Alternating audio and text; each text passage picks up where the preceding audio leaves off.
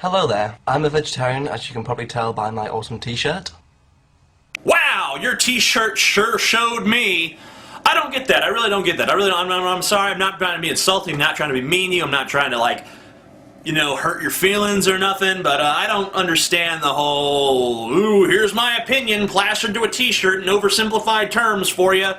I mean, like, what does that mean? Like, I'm so, like, someone sees that shirt, I mean, is this the idea? You're walking down the street, someone fucking walking by, they see that shirt, they're like, meat sucks. Gee, I never thought of it that way, you know, and just throws their hamburger in the fucking gutter and goes and buys a friggin', you know, pita or something.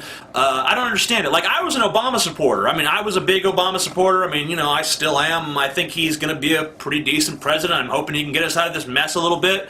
I didn't feel the need to put an Obama sticker on the back of my car because of the same reason. Like, who's driving behind me? Like, hardcore, lifetime Republican, driving behind me in his, you know, pickup or whatever, and he sees, you know, my Honda Fit in front of him and it's got an Obama sticker on the front of it. Is he going to say to himself, well, if it's good enough for the guy in the Honda Fit, it's good enough for me, and just say, well, fuck all this Republican shit, I'm voting for Obama? No, no one's going to do that. I don't think anyone's ever been swayed or persuaded by a bumper sticker ever. That's always been my kind of fear in election season, though, that people will vote for whoever they see the most bumper stickers and signs and t-shirts for. Like, if they look around and they see all kinds of McCain-Palin stuff, they're like, well, it looks like my town's going for McCain-Palin, so that's who I'm voting for. I mean, I have a fear that that happens, but, you know, even if that fear is true, I don't want to be a part of it, because that's horrible. That's a horrible way to make any sort of decision.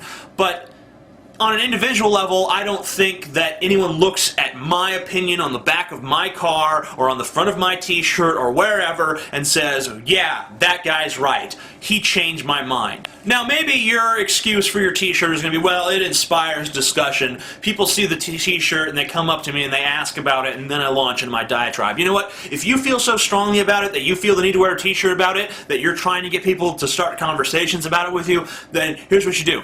Forget the fucking t-shirt, go out there on the street corner with a soapbox and a megaphone and stand on that motherfucker and start preaching the gospel of not eating meat. Because if you really believe something that strongly, get in people's faces about it, argue with them about it, because I don't believe in a society where everyone's just non-confrontational and never expresses an opinion. I want a society where everyone is expressing their opinion constantly at all times, no matter how stupid they are, because someone expressing even a stupid opinion is amusing and interesting, and you could have an argument with that person and maybe learn something new. Even if they're totally stupid, you might learn something new about your own position by what they say. So it's always good to have an open dialogue going, but don't just wear a t-shirt, get out there and really put it in people's faces. I guess that you animal rights types try to do that, but here's the problem. Every animal protest I've ever seen, it's always like the same thing. Like, PETA always puts out these ads, like, of naked chicks. You know, they had the thing with the naked chicks in the package of meat, like, oh, look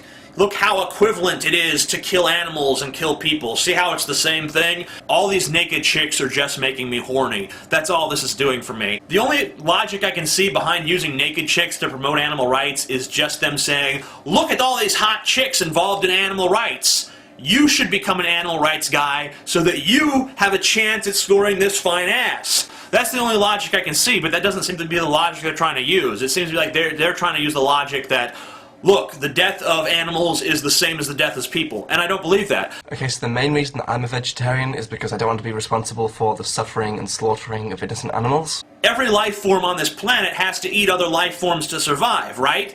I mean, plants have photosynthesis and all that, but I mean, animals eat animals, and if they're not eating animals, they're eating plants, and plants are as alive as animals. I mean, the broccoli that you're eating is just as alive as any animal on this planet. So really what you're doing is just saying, some life is okay to eat and some life is not okay to eat. So you're basically just drawing a line in the sand and saying, everything on this side of the line, delicious, edible, fine with me. I believe it's morally okay to eat all of these living things, and I believe it's morally reprehensible to eat all these living things. Every time you eat meat, if you have a chicken curry, or a beef burger, or a lamb chop, or a turkey sandwich, every time you're eating any dish with meat in it, you are directly responsible for the slaughtering of an animal. See, there's another problem. You're not directly responsible, you're indirectly responsible. Directly responsible would be if you killed the animal yourself. I mean, I'm not saying that you're any less responsible, but I mean, the use of the word is wrong. I mean, indirectly, directly, still responsible either way, but it's just a semantics thing. It's just wrong to say directly, because directly would have to mean that you actually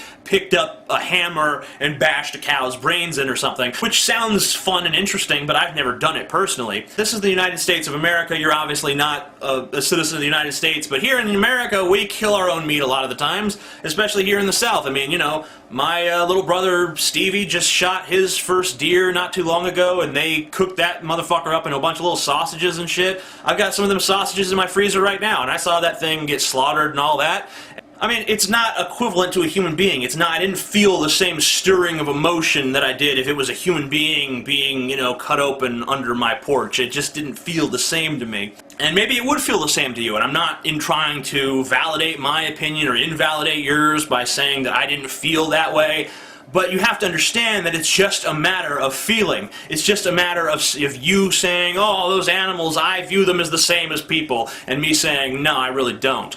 So it really boils down to a matter of opinion, and I really just hate the way you people try to make it something objective when it's not. I mean, there's nothing quantifiable here. There's no way that you can say, here is where the line is drawn in the sand. Here is the point where it becomes unethical to eat these animals. Beyond this point, animals just think and feel too much for us to justify their consumption. And even different vegetarians draw the line in different places in the sand. I mean, Benjamin Franklin was a vegetarian, but he ate fish. Maybe you eat fish, I don't know. Maybe you're anti-fish as well. I have an uncle who's a vegetarian that will eat fish. I mean, you have to understand that when you see the cow out there eating grass, the cow is eating a living thing, because grass is as alive as the cow that's eating it, just like cows are just as alive as the people who are eating them. I mean, every morning when you presumably brush your teeth, you're killing millions of microorganisms. You've probably killed trillions, maybe hundreds of trillions of them in your lifetime. Brushing your teeth, washing your hands, all of that, scrubbing the counter. You've killed trillions upon trillions of microorganisms, and really, I mean, like, if you're living in a house right now, your house was probably once the site of some trees, which were once the habitat for some animals. I mean, pretty much everything that we human beings do on this planet is killing other animals. Not just us, but pretty much every mammal on this planet has to kill some other plant or some other animal to survive. I mean, it's like the whole circle of life thing that they sing about in The Lion King. I mean, you have to understand that. That's just the nature of nature.